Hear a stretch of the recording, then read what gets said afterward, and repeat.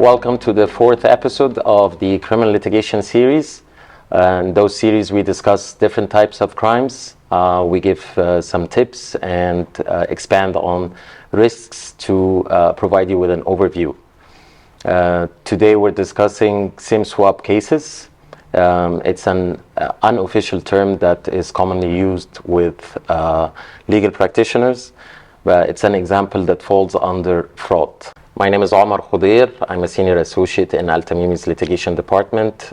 Together with me is Mohammed Al-Muhtasib. He's a partner in Al-Tamimi's litigation department as well.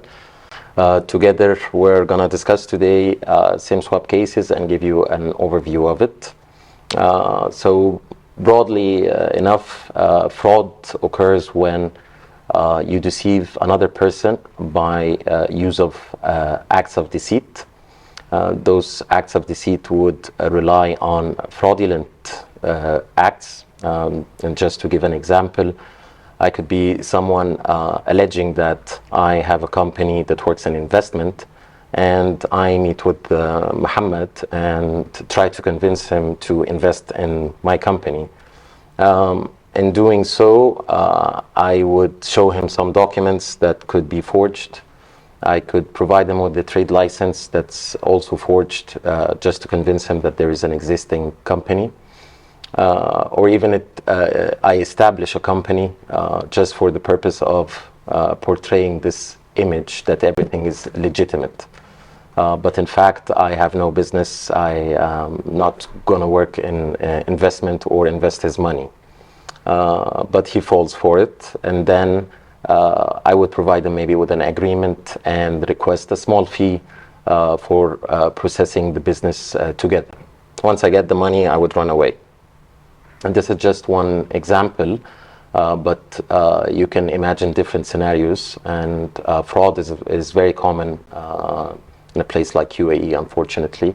People try to target to take money of different people or companies as well.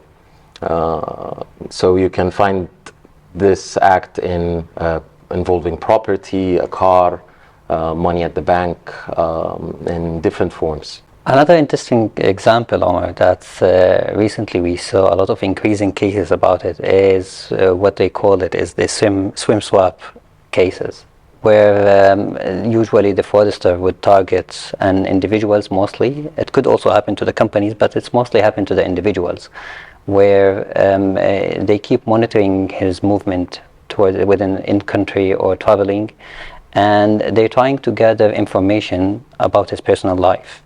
These information, which we usually could be shared on the social media, or the people who's working with you could be aware about it.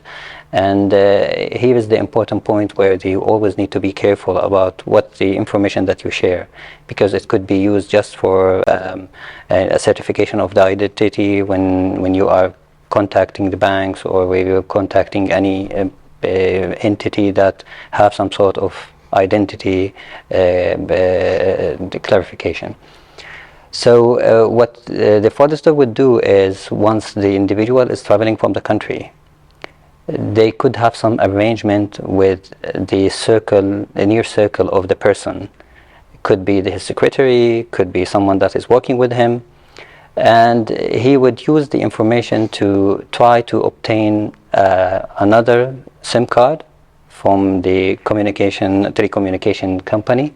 And by using that card, they just try to contact your bank, and at that time they would just, through the telephone services, try to request for a new ATM card or a debit card that could enable him to have an access for the smart application through the phones, and through that one they can also have the access to all of the banking transactions.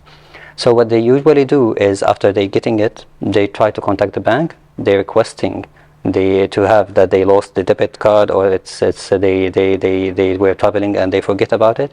And as the person is traveling, sometimes they don't realize that they've been disconnected. They could say that there is no coverage, it's maybe a roaming issue, and it could take a short time. It could take 2, 3 days, 4 days to complete all of the process. And when they contact the banks, they, as usually they would just, in order to confirm the identity, they would ask about some personal information. What's your date of birth? What's your email? What's the telephone number that is being considered as registered on the bank account? And these are easy to be obtained. And that's why when there is any type of notifications that you can receive, you need to pay attention to it. So at that time, they would be able to obtain a new debit card. And when they obtain it, they go to the ATM in order to make a new access to the application. And of course, because they have the telephone number that is registered in the bank, it would be easily, any messages to confirm the opening or the OTPs would come to the phone that they have and to the line that they have. So they would be able to have the access to the bank account. And through registering into the smart system, they start to do the transactions. And usually they do the transfers on a small bunches, so nobody would trigger that anything is happening, or further approval would be required. And on the small 2-3 days, they would be able to transfer a considerable amount. Especially through the applications, you would be able to change the limit of the transfer. So that's why it is these are as commonly happened at the last 2 or 3 years, and this is what they are calling now. It's considered as swim swap crimes. Quite amazing to imagine all of those steps, honestly, that the fraudster managed to get away with it. I have to say there's a lot of luck as well, because he could have been caught at different stages, but unfortunately it does happen. But to combat this, I think there has to be more surveillance and control from the institutions that are involved, just to make sure that the necessary verification is in an advanced manner. That's why you find some banks introducing new mechanisms like voice verification. My bank does that. It has to be through my voice as the main option, and then they go with other options. And I think they're still introducing new ideas as well. And you find emails being sent from the banks that, hey, listen, that any employee of ours will never ask you for confidential information, just to remind everyone of this. And I think that part of what you were saying is that when you're traveling, that's the most time that you can fall for this, but it can even happen when you're here. If someone is not paying attention to his emails or to his messages. So you just need to be more extra cautious with your bank account and the reminders that you get.